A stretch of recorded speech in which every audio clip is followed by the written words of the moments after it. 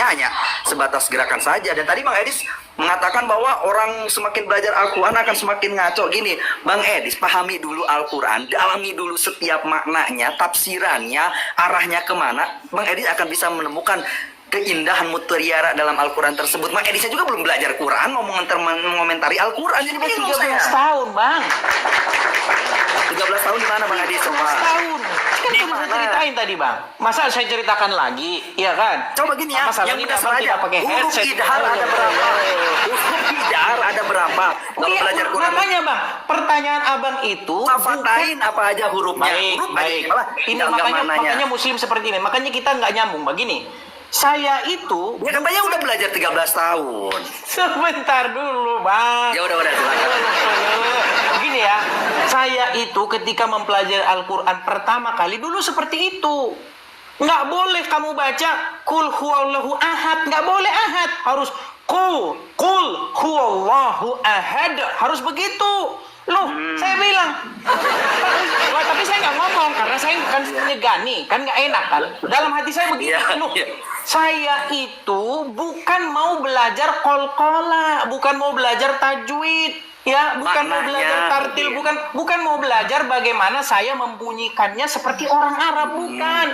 Karena apa? Karena di dalam iman Islam membaca huruf-huruf itu akan mendapat pahala. Tapi niat saya belajar Al-Quran bukan itu. Niat saya belajar Al-Quran untuk mengerti apa isinya, maknanya. Makanya saya sibuk mencari artinya, bukan sibuk menjadi seperti orang Arab.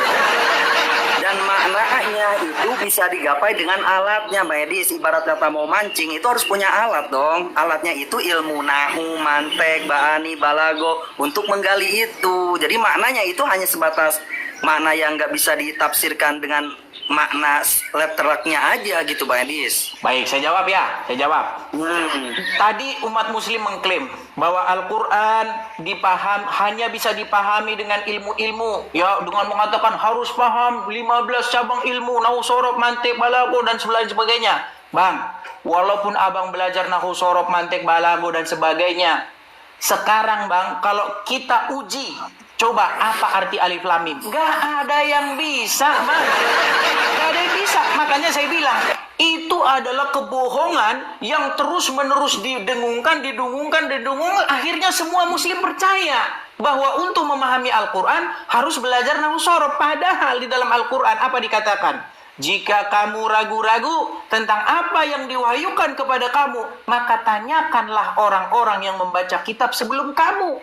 Suruh nanya, Bang, kepada orang-orang yang membaca kitab sebelum Al-Quran. Ahlul kitab, ya. Iya, sekarang Tapi ahlul kitab yang dulu, Bang, yang orisinil. Nah, ini sekarang mulai nih. dirubah-rubah. Mulai nih. Bang, di dalam Al-Quran. Masih orisinil gak itu Injilnya? Oke, baik. Gini, Bang. Di dalam Al-Quran disebutkan beriman kepada kitab-kitab sebelum Al-Quran. Sebelumnya.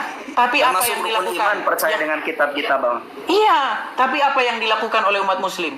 Justru umat muslim sekarang malah beriman kepada kitab-kitab sesudah Al-Quran. Makanya sampai sekarang masalah kunut dan tidak kunut nggak beres-beres. Lu, di dalam Al-Quran itu kepada kitab sebelumnya. Tapi kata ulama harus baca kitab ini, syekh ini, kitab ini. Akhirnya apa? Makanya saya bilang, apakah umat muslim membaca kitab sambil koprol? Kan tidak mungkin. Sehingga yang disuruh beriman kepada sebelumnya malah beriman kepada kitab sesudahnya. Justru karena membaca Quran ini, karena di Quran ada tentang cirian Nabi Muhammad gitu ya, ciri-ciri Nabi terakhir yang akan diutus. Dan orang-orang kala itu, ahlul kitab itu tidak menginginkan Nabi terakhir itu dari golongan orang Quraisy ini, Itu orang fitnah Arab yang ini, keji, Nabi. Bang. Maka dirobeklah sebagian lembarannya dan dihilangkan. Makanya oleh sebab itu udah nggak orisinil lagi, Pak Adis. Waduh, ini fitnah yang keji. Gini, Bang. Gini, Bang. Orang ada di Qurannya. Oh, nggak ada, Bang. Gini, di dalam Al-Quran tidak ada ayat yang mengatakan bahwa kitab-kitab terdahulu, Taurat, Zabur, dan Injil, itu dirubah-rubah atau dipalsukan. Tidak ada. Tidak ada, Bang. Justru yang ada di dalam Al-Quran, janganlah kamu berdebat dengan ahli kitab, kecuali dengan cara, nah ini kalau saya mengutip kata Ustadz Nababan, Ya, dia bilang begini, tidak boleh berdebat dengan ahli kitab dengan cara yang baik. Nggak boleh.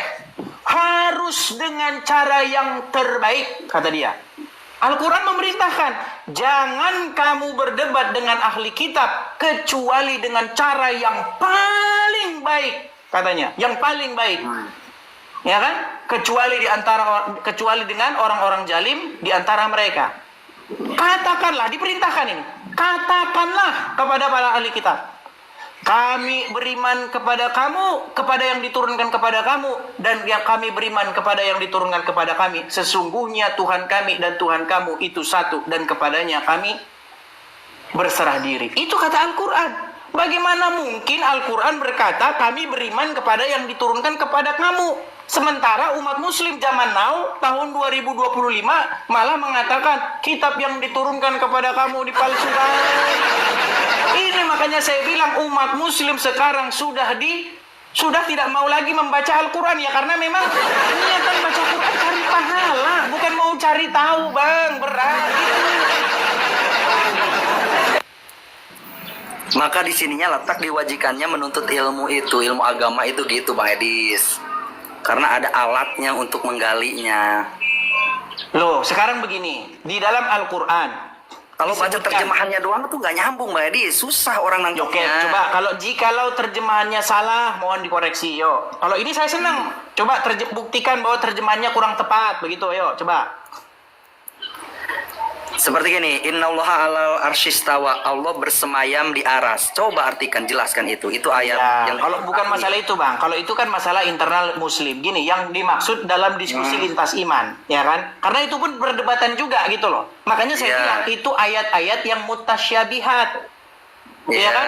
Apakah Allah di atas arsy-Nya? Apakah Allah menempati ruang? Kan begitu. Itu sampai sekarang belum kelar-kelar itu debat muslim itu.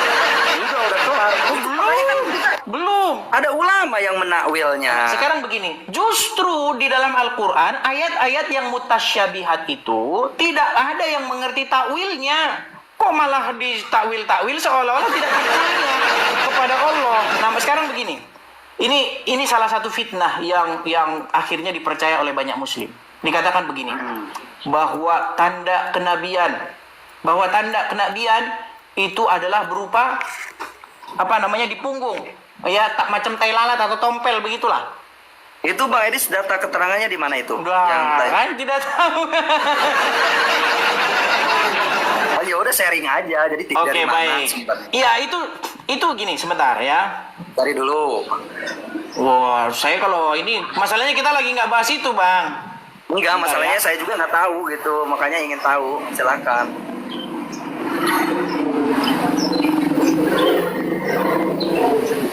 Ya, kita cek ya apakah masih ada nih. Misalnya nih ya, coba kita dengarkan sebentar. Jadi Ya. ini maksudnya aja gimana tuh? Injil juga disebutkan nabi, Ciri kenabian. setiap nabi itu punya tanda kenabian.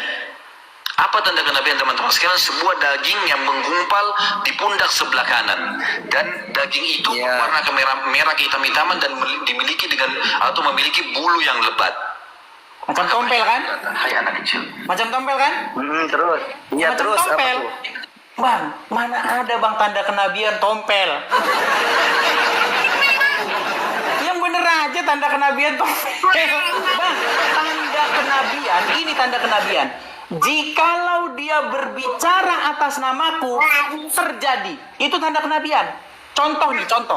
Saya bilang, besok jam sekian akan ada gempa bumi dan akan ada tsunami dan begini. Kejadian. Itu tanda kenabian itu. Tanda kenabian adalah ketika dia berkata, bernubuat akan sesuatu, maka perkataan itu terjadi. Itu Bang tanda kenabian kok tompel. Mungkin itu lebih ke tanda fisiknya, Bang. Tapi kan ada yang namanya irhas, tanda-tanda calon nabi itu ada. Dia mempunyai keajaiban di luar nalar yang disebut dengan irhas. Tapi gini lah Bang, intinya begini. Memang banyak orang itu kan beragama hanya sekedar ikut-ikutan, ya kan? Nah, saya ini Bang, saya ya berpetuah lah atau menasehati ini. Ketika saya menghabiskan waktu saya ya mempelajari Bible, mempelajari agama Islam, ya terutama Al-Quran, saya dapati Bang bahwa ya saya panggil Anda untuk pergi kepada jalan yang benar. Karena Anda masih tiap hari berkata, tunjukkanlah kami jalan yang lurus. Sementara Yesus berkata, akulah jalan dan kebenaran dan hidup. Yesus firman Tuhan yang turun ke bumi menjadi manusia. Sementara Muhammad bukan firman Allah yang menjadi manusia. Bukan firman Tuhan. Sedangkan Muhammad saja berkata, dia tidak tahu apakah dia masuk surga atau tidak. Betul? Pernah ada satu percakapan antara dua muslim menceramahi siapa itu ahli tafsir Al-Quran di Indonesia, asal Indonesia, Pak Quraish Shihab. Apa kata Quraish Shihab? Tidak benar bahwa Muhammad sudah dijamin masuk surga. Bahkan ada ayat di dalam Al-Quran yang berbunyi bahwa disuruh mengatakan bahwa dia tidak tahu apa yang akan diperbuat terhadap dia. Ya, sebentar bang. Nih, saya bacakan ayat Qurannya. Kalau saya ngomong harus ada dasarnya bang. Di dalam surat Al-Ahqaf, ayat yang ke-9, bisa bang cek. Qul, katakanlah, aku bukanlah Rasul yang pertama di antara Rasul-Rasul. Dan aku tidak mengetahui apa yang akan diperbuat terhadapku dan tidak pula terhadapmu. Surat Al-Ahqaf ayat yang ke-9. Muhammad sendiri disuruh ngomong begitu. Dia nggak tahu apa yang akan diperbuat terhadap dirinya dan juga terhadap pengikutnya. Lalu bagaimana mungkin umat muslim mengarang-arang cerita bahwasanya sahabat begini dijamin masuk surga, sahabat ini dijamin masuk surga. Dia Muhammad disuruh ngomong nggak tahu apa yang akan terjadi kepada dirinya. Banyak bodak. Bang, ada anak-anak ini bang. Kita bisa di ban sama tok-tok ini. Iya, makanya saya Mungkin nanti sambung lagi bang ya. sambung lagi Bang Edis. Oke, Jadi saya terima kasih nggak fokus bang. nih. Bang kasih bang. Well. Anak langit sudah mampir. Oke. Terima kasih bang. Besok mampir lagi.